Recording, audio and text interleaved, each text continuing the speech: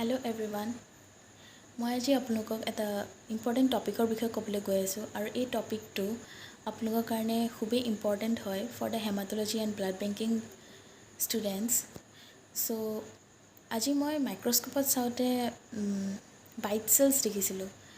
Bite চেলছটো মই ভাবিলোঁ এইটো কি হ'ব পাৰে, মানে কিহৰ কাৰণে এইটো ডেফিচিয়েঞ্চি হয় ব্লাডত। তাৰপিছত আহি পেলাই মই ঘৰত চালোঁ। একচুৱেলি এইটো G6PD ডেফিচিয়েঞ্চিৰ কাৰণে হয়, যোনটো গ্লুক'জ 6 ফছফেট ডিহাইড্ৰজিনেজ ডেফিচিয়েঞ্চি।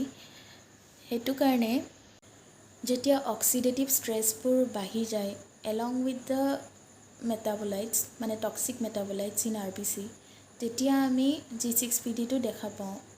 আৰু G6PD ডেফিচিয়েঞ্চি হ'লে বাইট চেলছ মাইক্ৰস্কোপত দেখা পোৱা যায়।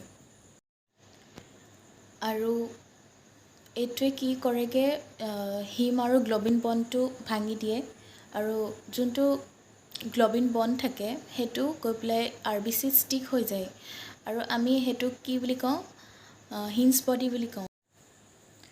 And when the RBC containing hinge bodies pass through the spleen, there are some splenic macrophages which bite the hinge bodies, and it shows the beaten appearance. And from this paragraph we came to know that what is bite cells, and bite cells deficiency is G6PD deficiency. আৰু এতিয়া মই আপোনালোকক মই দুপৰীয়া চোৱা মাইক্ৰস্কপিৰ লাইভটো দেখাম, আৰু আপোনালোকে চাই থাকক ভিডিঅ'টো লাষ্টৰলৈকে। Thank U.